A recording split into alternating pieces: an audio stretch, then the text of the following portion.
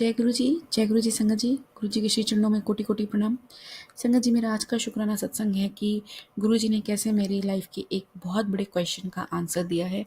और क्या है वो सत्संग में सुनाती हूँ आपको, शेयर करती हूँ कि क्या हुआ कि मेरे साथ ऐसा है कि लाइक मेरे जितने भी रिलेशनशिप हैं, मतलब आप चाहे वो मेरे सिबलिंग्स हो, मेरे पेरेंट्स हो, मेरे इन लॉज फैमिली में से कोई हो, मेरे हस्बैंड अंकल हो या बच्चे हों या कोई भी हो, मुझे ऐसा ऐसा मेरे अंदर फील होता है कि they everybody is kind of using me and throwing me, use and throw kind of ऐसा लगता है। चाहे वो कोई भी क्यों ना, एक्स वाई जी सारे ऐसे लगते हैं। I don't know why.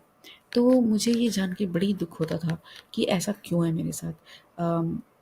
जिनको मैं अपना कहूँ तो वो ऐसा क्यों करते हैं मेरे साथ, अजीब सा बिहेव। जब तक मैं उनके साथ होती हूँ तब तक they are kind of like being good with me and then they turn their faces, like ऐसा होता है, नेगेटिव हो जाते हैं।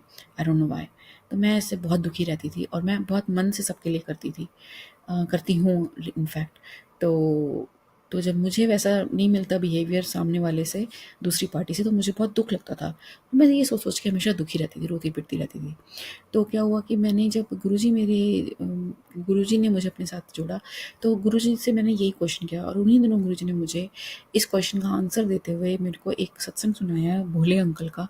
और वो तब का था जब गुरुजी अपने चोले में थे और भोले अंकल भी किसी वजह से दुखी रहते थे और उन्होंने गुरुजी से प्रार्थना करी थी कि ऐसा क्यों है। तो वो जानना चाहते हैं रीज़न कि उनके साथ बुरा ऐसा, मतलब वट एवर द रीज़न कि why he is going through this like rough patch of in his life. तो गुरुजी ने उनको उनके पूर्व जन्म दिखाए, 2-3 पूर्व जन्म दिखाए और जिसको देख के उनको बहुत ही दुख हुआ।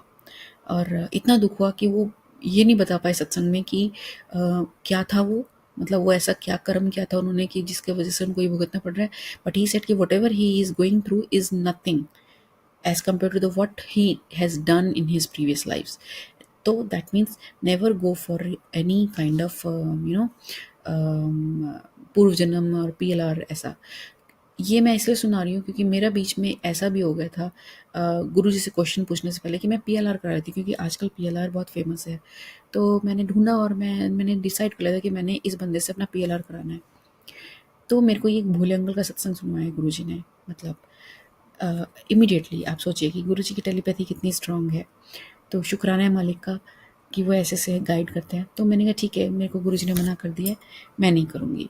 सेकेंडली फिर मेरे पास एक मैसेज आता, मैंने फिर गुरु जी से पूछा, मैंने कहा ठीक है, अगर वो नहीं देते आंसर तो आप मुझे समझाओ कि क्या है। तो क्योंकि पूर्व जन्म तो देखना मना कर दिया, तो मैं कैसे रिलीज़ करूँ अपना वो कर्मा, मैं क्या करूँ, मैं ऐसे तो मैं सफ़र कर रही हूँ गुरु जी बहुत, और मेरे से अब ये ना पेन बर्दाश्त नहीं हो रहा है। तो गुरु जी ने मुझे फिर वो कराया, एक वीडियो सुनवाया योगानंद परमहंसा जी का।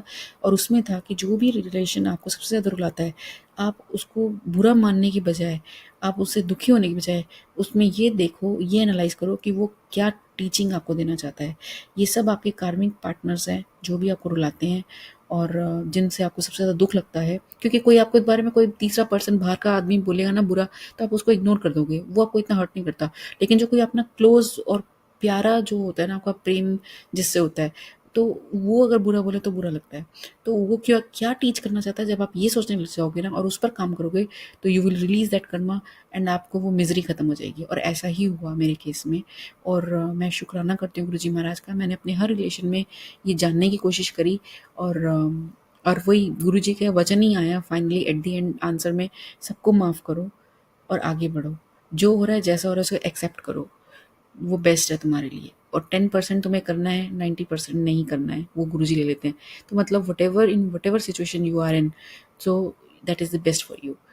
But if you want work to release your karma, just analyse. So शुक्राना गुरुजी, इतनी सुंदर लर्निंग देने का, ऐसे मार्गदर्शन करने का। सबको आपके मार्गदर्शन की आवश्यकता है, सदा अपना मार्गदर्शन सबको करते रहिएगा प्रभु, अपने चरणों से जोड़े रखिए, भूलों के लिए क्षमा कीजिए, सब पर कृपा बनाए रखिए। जय गुरु जी, शुक्राना गुरु जी।